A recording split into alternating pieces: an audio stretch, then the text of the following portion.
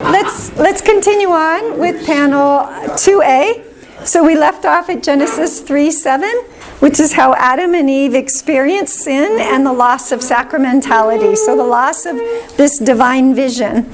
So Genesis 3:7 says, "Then the eyes of both were open and they realized that they were naked." Now, was it the first time that they saw that they were naked?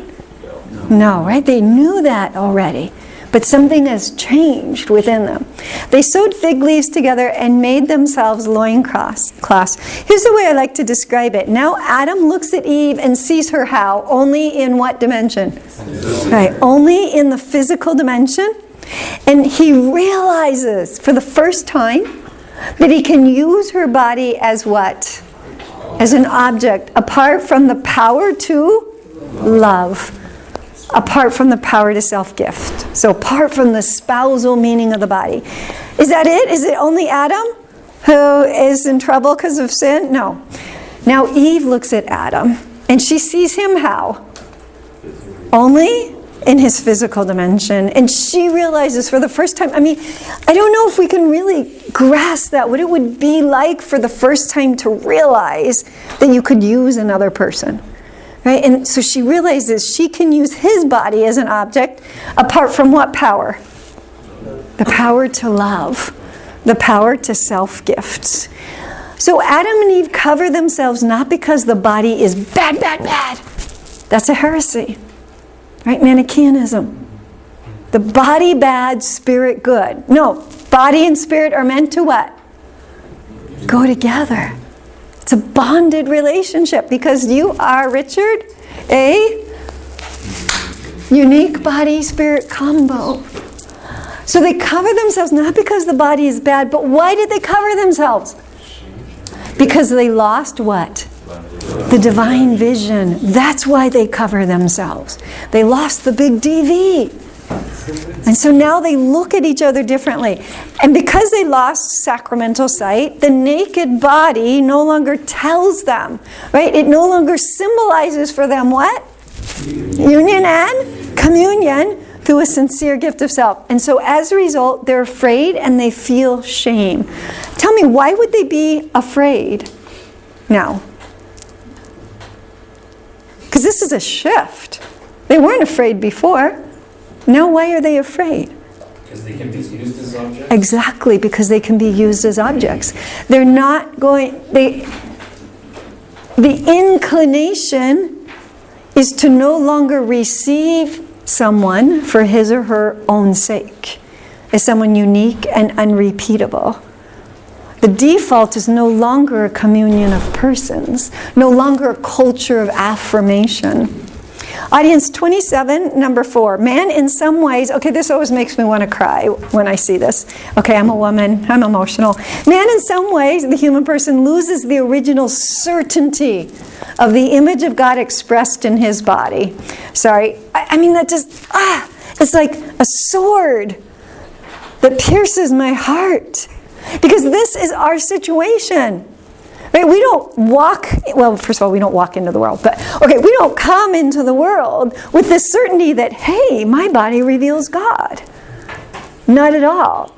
There's a way in which many of us come into the world with a kind of shame of our bodies because we're separated, we've lost this sense of sacramental sight and sacramentality. Here's the way we could say it, that the naked truth, it's no longer naked. Meaning it's no longer obvious to our sight after original sin. So what do? We cover it over. Right? Clothes are a coping mechanism because of sin. And it's valuable. But we need to remember in the beginning it was not so. That Adam and Eve were able to see the person, right? The symbol of the person through their nakedness. One of my favorite images to talk about sin is this. Who can tell me, what is this? Yeah, Matthew? Yes, it's an egg separator. So if I wanted to use this egg separator, I'd take an egg, making sure it was not soft-boiled, and I'd crack it in here, and I'd put in this egg separator, and what would happen? The white. Right, the white would filter through, and where would the yolk be? Right, it'd stay here in the container. What's the purpose of this egg separator? Exactly, to separate. Please tell me, what's the purpose of sin in your life? To separate you from Go New York. This is why the 4 union and communions of Go New York are so important, because they help us understand Satan has a plan for your life and mine. He has a plan for this community, and that plan is separation.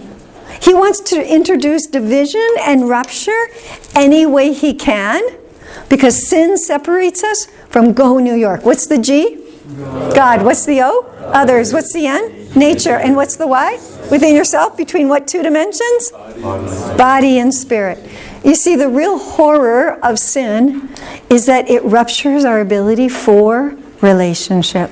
Who is the human person? Not only rational, but relational. Do you see the core of what Satan wants to attack over and over and over again is your ability for relationship.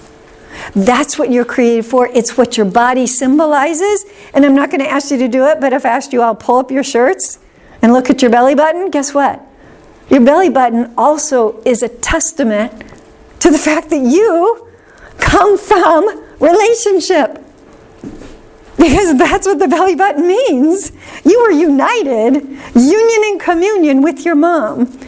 To be person is to be in relationship.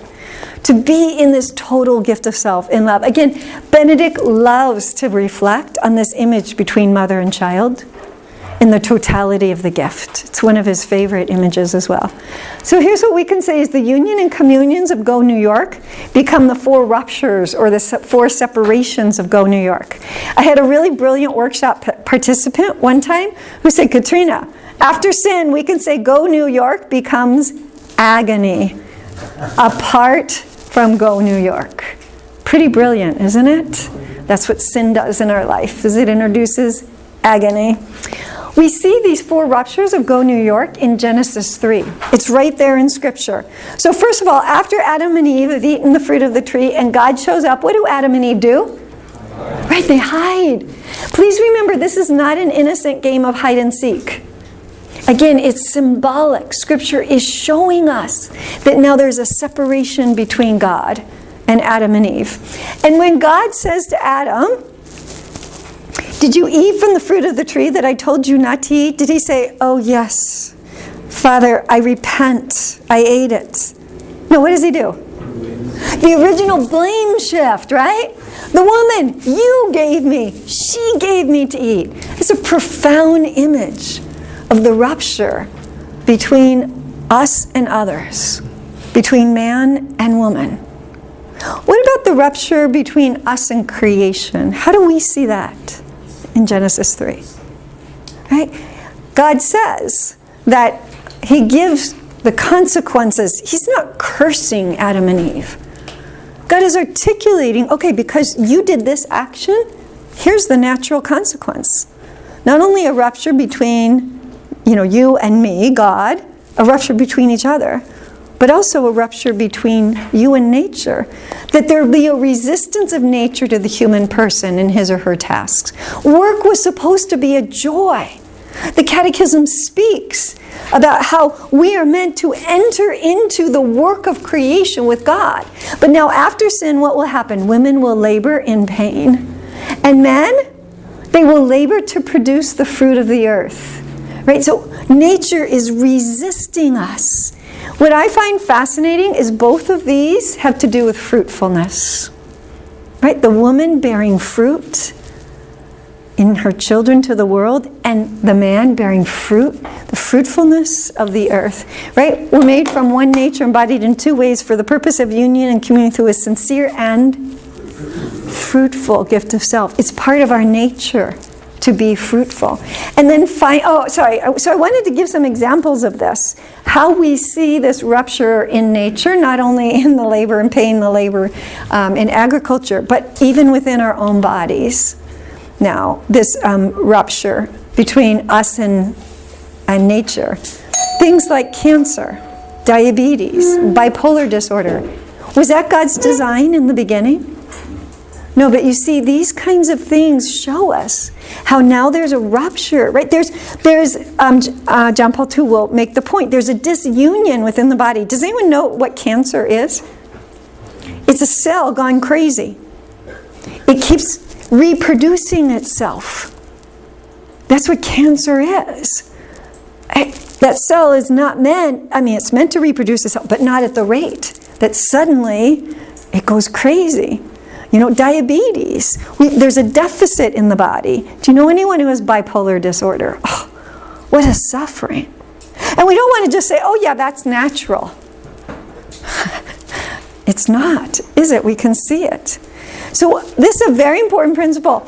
And I really just learned to articulate it about 3 weeks ago. I was giving a workshop for catechists in a parish in our diocese. And I sat down at lunch and I was talking with a woman and we were talking about the misdirected sexual desire. And she kept saying, but isn't this the way they're made? Isn't this? And I finally said, look, things can go wrong in normal human development. So that what results is not normal and natural. That finally clicked for her. Because she kept thinking, okay, someone with same-sex attraction, that's just normal. That's just the way they're created. Right? Someone who has other disordered, maybe, struggle with gender identity, it's just the way they're made. And this helped her. No, something can go wrong in the normal human development. So that what we experience, even though it's our experience, is still not normal and natural. And we can see this with cancer or bipolar or diabetes. And now we can also see it in our sexual desire. So finally, the last rupture of Go New York is the rupture between body and spirit. And we see this because Adam and Eve cover their bodies due to shame. That tells us there's this rupture between body and spirit. You're no longer seeing my body sacramentally. My body is no longer expressing my person. So I'm covering it. The body, we can say, is no longer what kind of expression?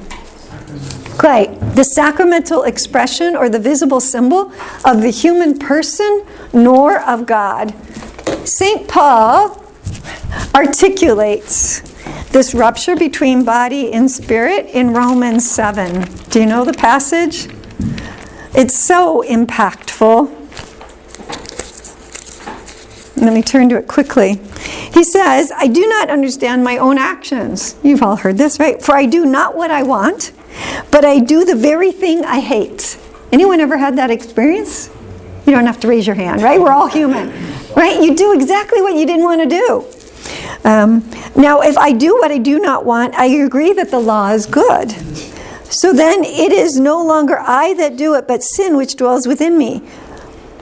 For I know that nothing good dwells within me. Is that true? Nothing good dwells within you? Nothing good dwells in your flesh alone. Remember when Paul is speaking about the flesh, he's using it to mean not the sacramental body, but he means the flesh cut off from the spirit. And he says, for I can will what is right, but I cannot do it. For I do not do the good I want, but the evil I do not want. Okay, classic description of the rupture between us and within us, between body and spirit. So here's one way we could say it, is that sin and concupiscence change the meaning of the body. That's what it does. Audience 31, number 3, concupiscence. Listen to these really strong words. So remember concupiscence, disordered desire in general, and in particular, disordered sexual desire. Concupiscence as a limitation, violation, and complete deformation of the spousal meaning of the body. When you hear spousal meaning of the body, you should think union and communion, right? Spousal meaning of the body can be observed in a particularly clear way in the first parents, Adam and Eve. Would you please circle a word?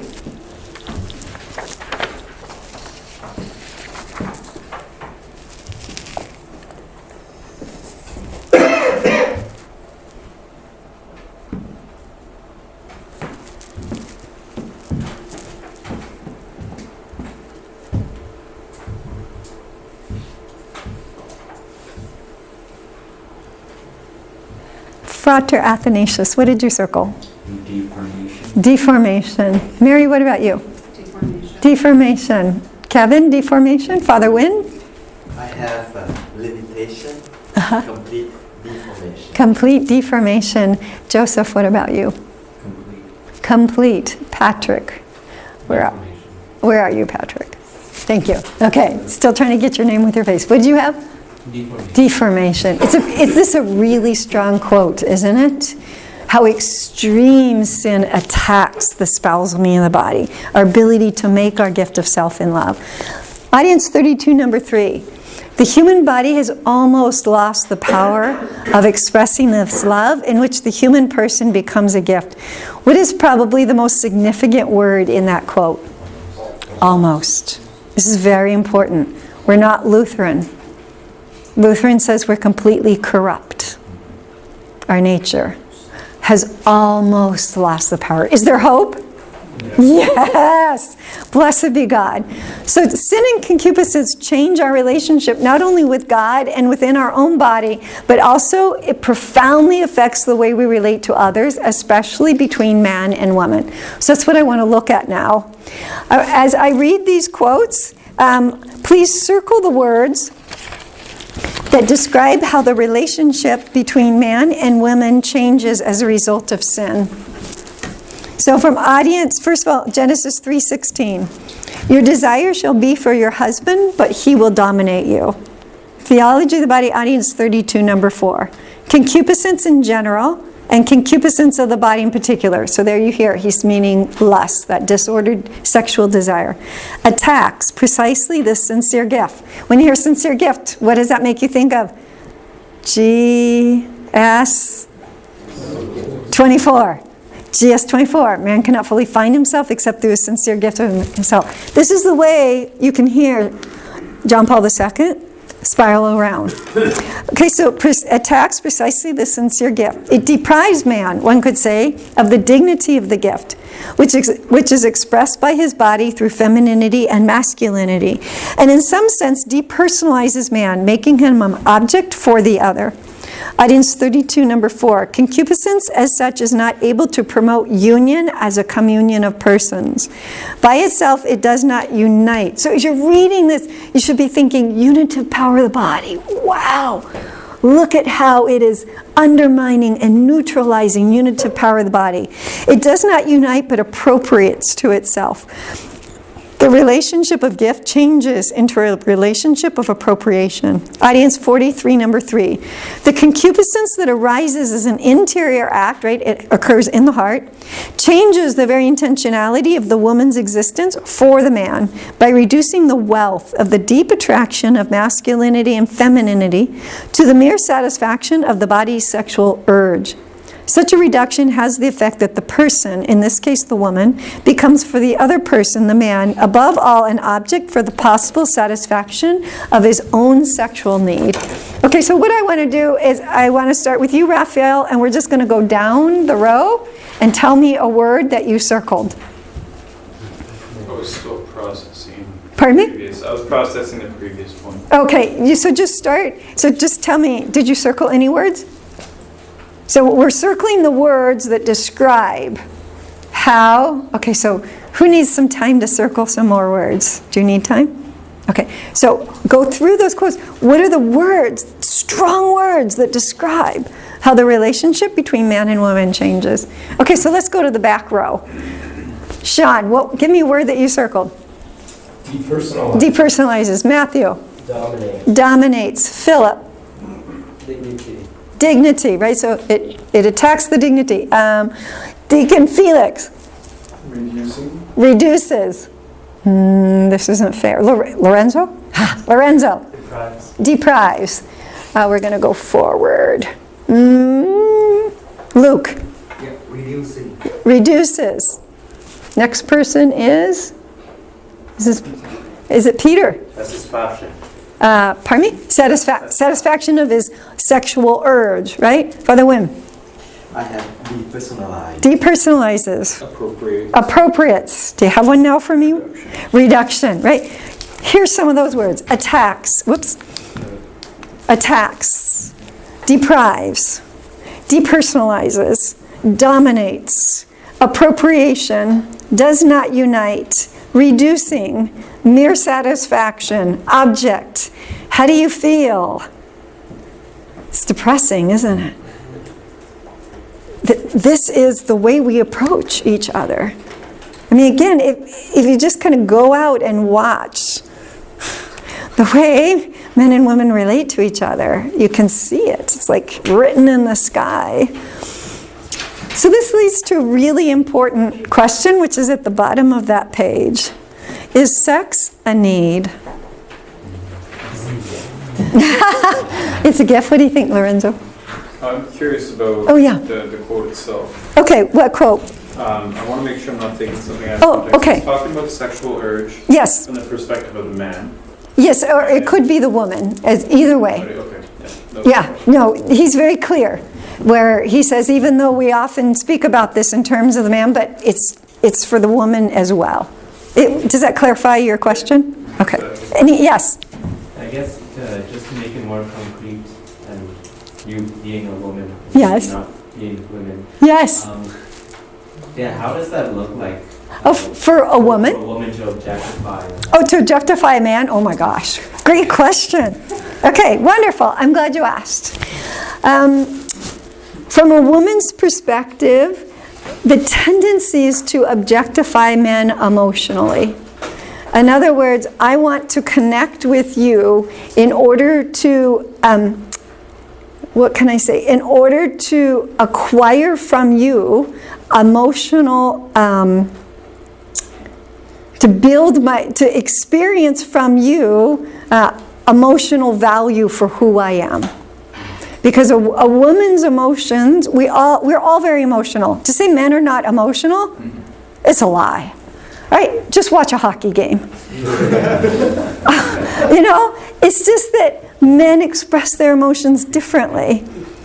But for a woman, because our hormones are much more connected, and we have many more than you are, and our hormones impact our emotional state, it means that the temptation for me as a woman is to use a man to acquire from him emotional affirmation of my person. I was trying to use a different word than affirmation. That's why I'm struggling, because that's really not the right word. I wanted security. Yeah, emotional value. I want to know that the way you relate to me, by the way you make me feel like I'm special, the way you make me feel like there's no one else in the world, that you give me your undivided attention, right? So like, I'm all that matters for you. These kinds of things buoy up a woman's emotional life. They make her feel loved and secure. And so she will be in relationship with men, not because she values him for his or her own sake, but because he makes her feel good and as if she has value and worth. So it's really unfortunate, because sometimes it's a lot more subtle. Men tend to use women. Their default is to use them physically. And so that's so much more obvious. So for a woman, it's to build up my emotional life and security. Does that answer it? Yeah. So sometimes, sorry, but men can be a little clueless that this is what women are doing, but this is what they're doing. But just like women can be clueless, that men are objectifying them in their bodies. They're thinking, he really likes me, and really what he likes is the charge he gets out of my body.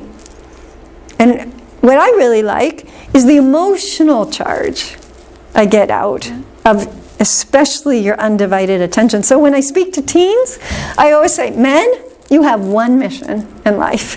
It's to give women undivided attention and let them know it doesn't have to become sexual. Right? Because this is what happens, right? Why do men give undivided attention to women? Because they want something. And I say, women, you have one mission. Right? To give men undivided attention. So to men, it doesn't have to become physical. And for women, you have one mission, to give men undivided attention, and it doesn't have to become this attachment, right? This emotional clinging. So can men and women be friends? Yes, and it's very important. This is what we're losing. We're really losing a sense of how men and women can be friends. Look, people tell me, people don't even know how to date anymore because it's all electronic communication. So it's become very complicated and lots that we have to recover. So love and responsibility, John Paul II's philosophical work on love is incredibly detailed on this point of how you work through these urges that arise within you, because they do. And just because you get married doesn't mean you never experience a sexual urge for a woman who's not your wife. You will. And if God calls you to priesthood, just because you make your vow of celibacy doesn't mean you're never going to experience a sexual attraction toward a woman. You will.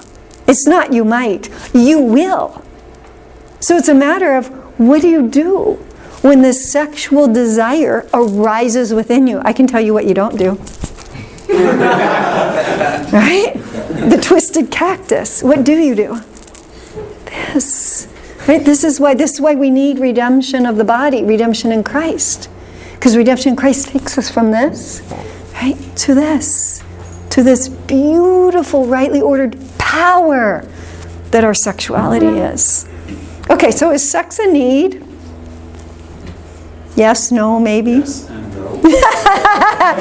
Who said yes and no? Did you say that, Richard? Yes. That is exactly the answer. The answer is not both. The answer is yes and no. So yes, sex is a need because the human race needs to continue. Why do I put this question up? Because we're hearing more and more, and if you're from a Hispanic culture, it's sad to say this has been very prevalent in the Hispanic culture for centuries, right? A man just has to get his needs met. It's used to justify sexual activity outside of marriage, and it's not uncommon in the Hispanic culture and probably other cultures, right, that a man is married to one woman and he has other women on the side, right, because a man just has to get his needs met. But it's no longer just, in certain cultures. It's now becoming widespread because it's being claimed sex is a need. So how can you expect me to be monogamous? Right? I have more needs than one woman can fulfill. Do you see how this can be invoked to justify very harmful sexual behavior? So it's a need for the species. Right? The species needs to continue. But for each person individually, guess what? It's not a need. It's not a need. You cannot say to me, Katrina, I have the need for sexual intercourse. I'd say, sorry, you don't.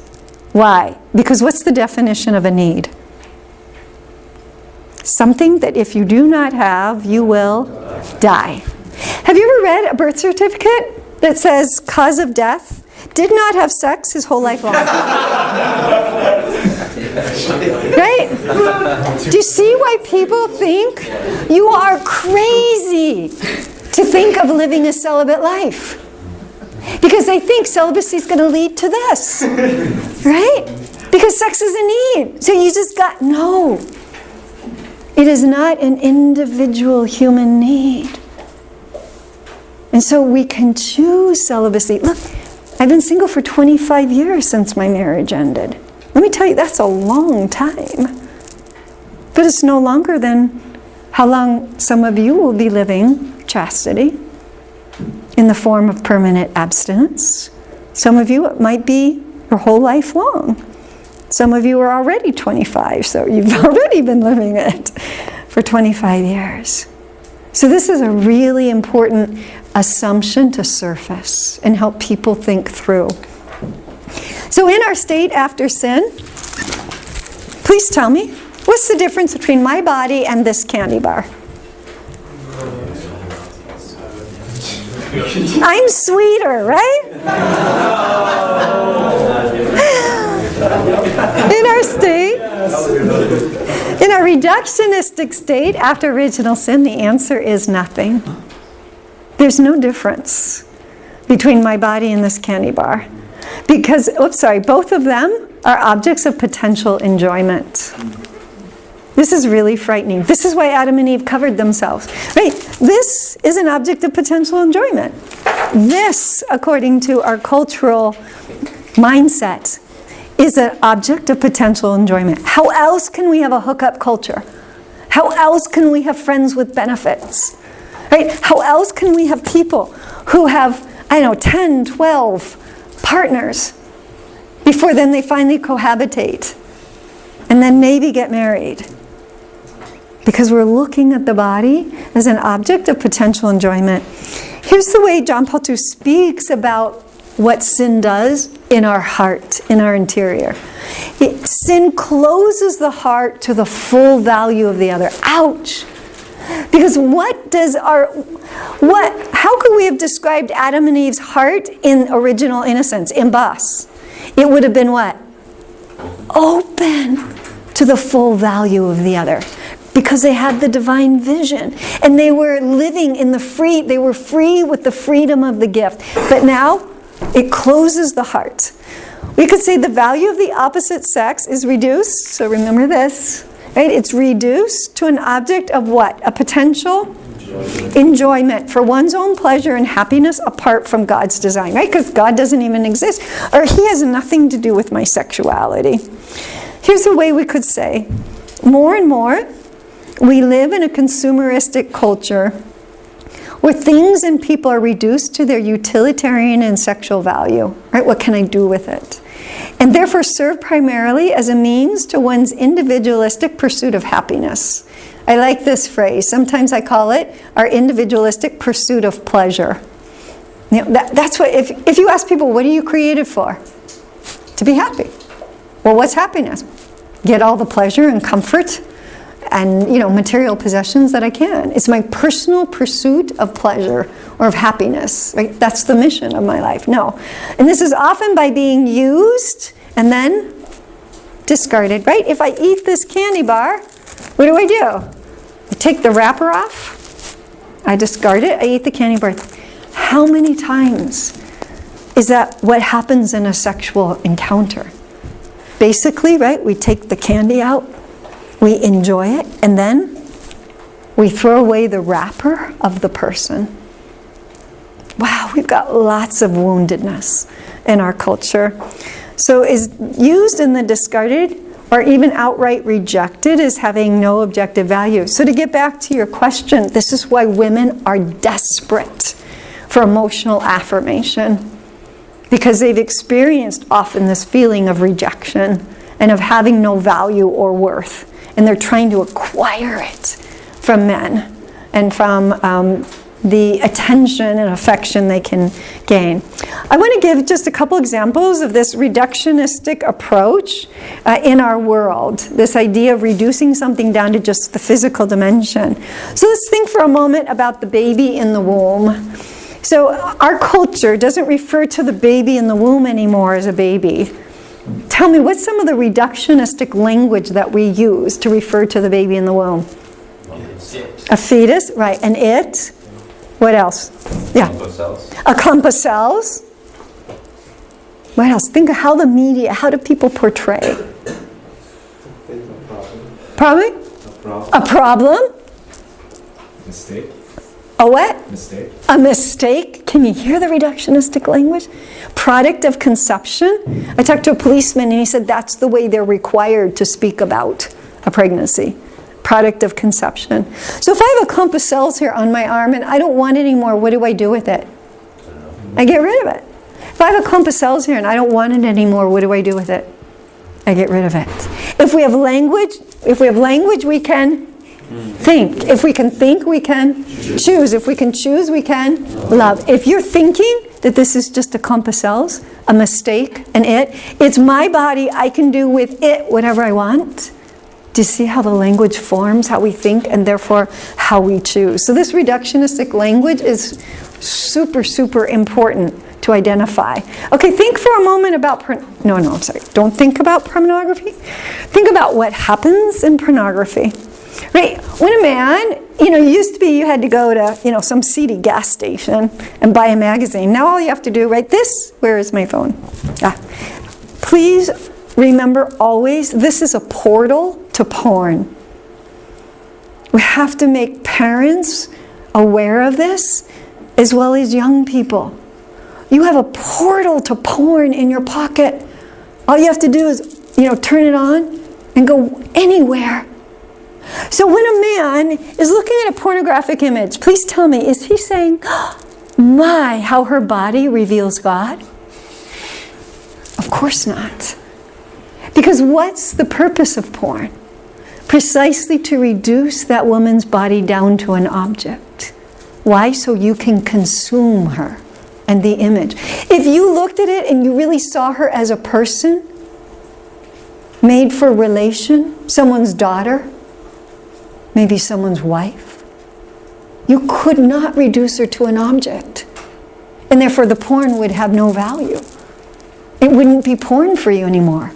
It would be sacramental sight. So the whole purpose of pornography, the whole way it's displayed, is to reduce the person down to an object so that can be an object of enjoyment for our sight. It's dangerous. Dangerous. And we're being told it's normal, it's natural. Again, men, here's what I've been told often. I'm not hurting anyone. Really? Wow. Do you realize how you are how this is forming you and how you relate to women and to the body as an object of consumption? One of the things I really appreciate about theology of the body is it allows us to speak about these rather delicate topics in a context. And one of those is the topic of masturbation. So if someone is masturbating, what's being reduced down to an object? Himself. Yeah, himself. His own body. Again, people say, I'm not hurting anyone. It's like, really? You see, God's very smart. He knows that sexual release is very pleasurable. And He's created it with a purpose within the marital act. Right? The purpose of sexual pleasure is to bond you with the person you're experiencing it. If you're masturbating, who are you bonding with? Yourself. We talked about narcissistic, right? Joe. Me, myself, and I. I don't need anyone else. I can take care of it just fine on my own. Thank you. Do you see how it's the antithesis of person equals relation? A person equals total gift of self in love. This is what's so harmful about this reductionistic view, is that it completely undermines and attacks the total gift of self. The woman makes a total gift of self in bringing her baby to life. Right? We're meant to make a total gift of self between man and woman.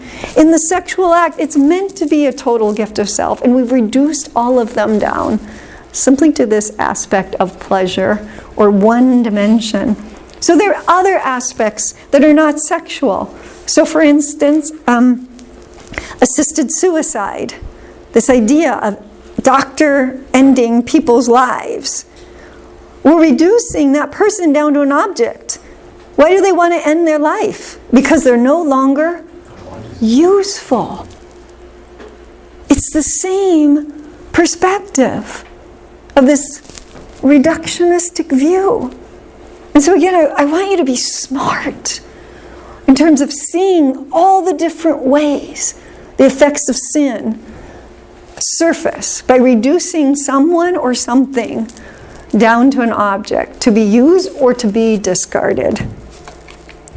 All right, let's see, where are we? Okay, this is what I like to call a fragmented anthropology. What kind of anthropology is John Paul II proposing for us? Robust. Right, a robust Trinitarian anthropology that is an adequate, meaning full and complete anthropology. And what is our culture offering you? Our culture is offering you a fragmented anthropology. So that's my term.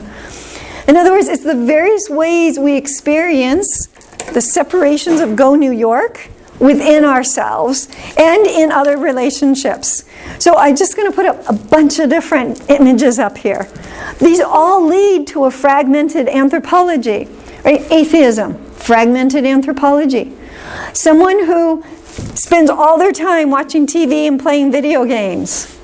Okay, you're not developing your gift of self and with Go New York. It's going to lead to a fragmented anthropology.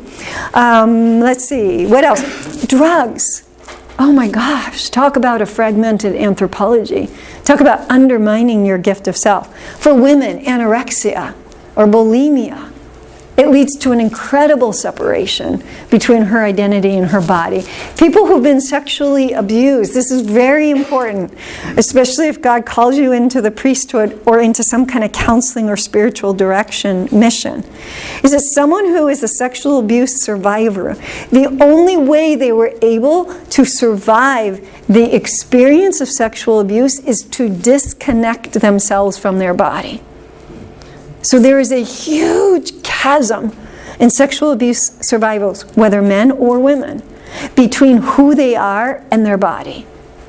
Because they could not handle thinking that what was happening to them was what was occurring was happening to them.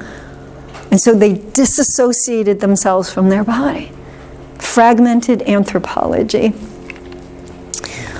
So this is the new normal. Here's how we could describe it. It's normal to use other people, especially the opposite what? Sex. Just a little note, John Paul II never uses the phrase opposite sex.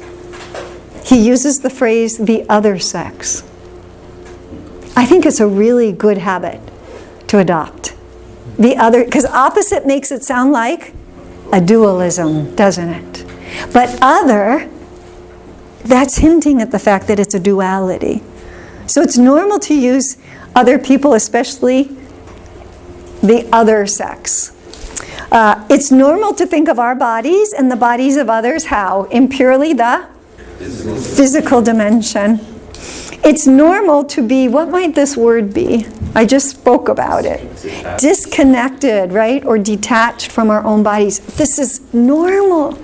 Or being promoted as normal in our culture.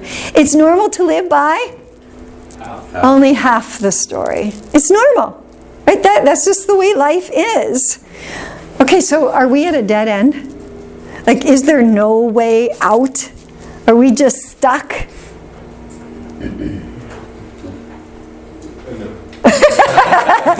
Thank you.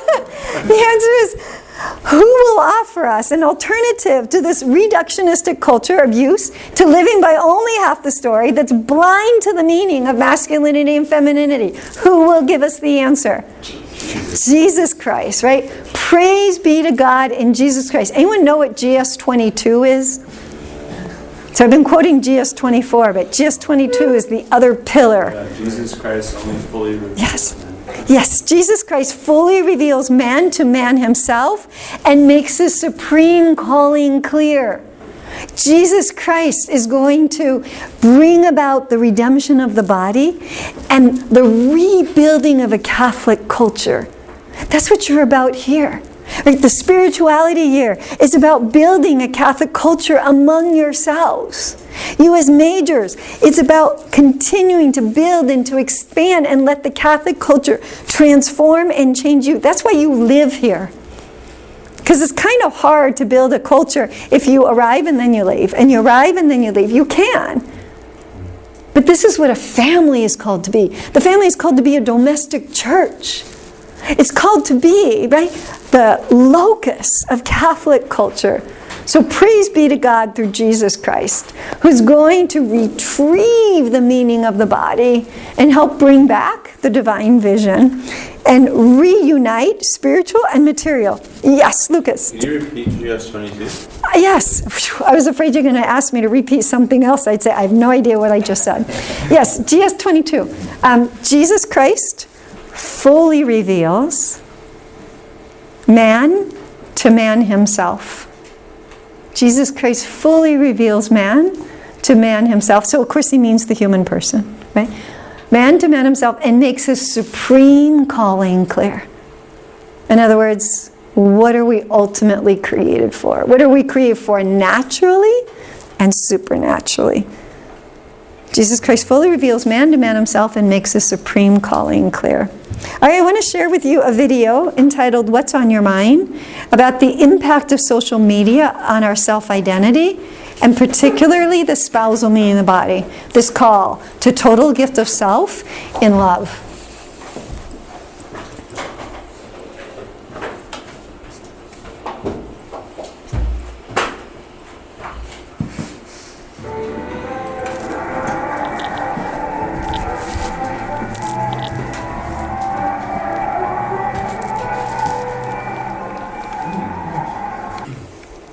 I appreciate that video because I think it helps us see how we can go down the road toward a fragmented anthropology, right? And how powerful social media is, how powerful.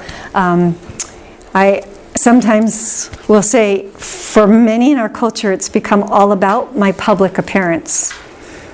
You know, that's what I'm thinking about and trying to display. And in the process, what ends up happening? That separation within me, between body and spirit, what ends up happening?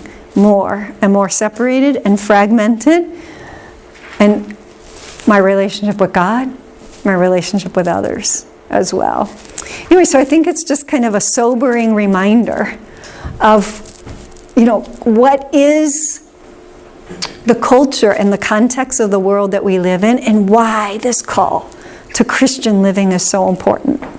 All right, so what I want to do for the last remaining moments that we have together is to go ahead and divide into discussion groups again, 3 or 4. And so we've got 15 minutes. What 1 or 2 thoughts, ideas, or PT struck you in this panel and why? Discuss how sacramentality of the body, the divine vision, and original nakedness are connected. Okay, this is a little bit tough, but I thought you guys can do it, all right? It's important that we make connections. You know, that these, again, don't just end up fragmented in our own minds. Okay, why does John Paul II put sacramentality of the body, divine vision, and original nakedness? How do those go together? And why is this important to the meaning of human embodiment? Our focusing question. What was your reaction to the candy bar example? Do you think it's true that our culture approaches the body as an object of pleasure and enjoyment? And can you give some examples from TV, media, music, movies, YouTube, etc.? 4, how are contemporary culture and social media influencing youth today in their understanding of happiness and sexuality? I think this is really important to discuss. And again, to articulate it and identify it. Because it's up to you and me to intervene and offer another way. What concerns you the most as possibly called to be a future priest? Because again, you can't just pretend like, okay, that's the world out there and it doesn't impact you. Yes, it impacts you. Okay, so let's, so we'll take 15 minutes to do that. So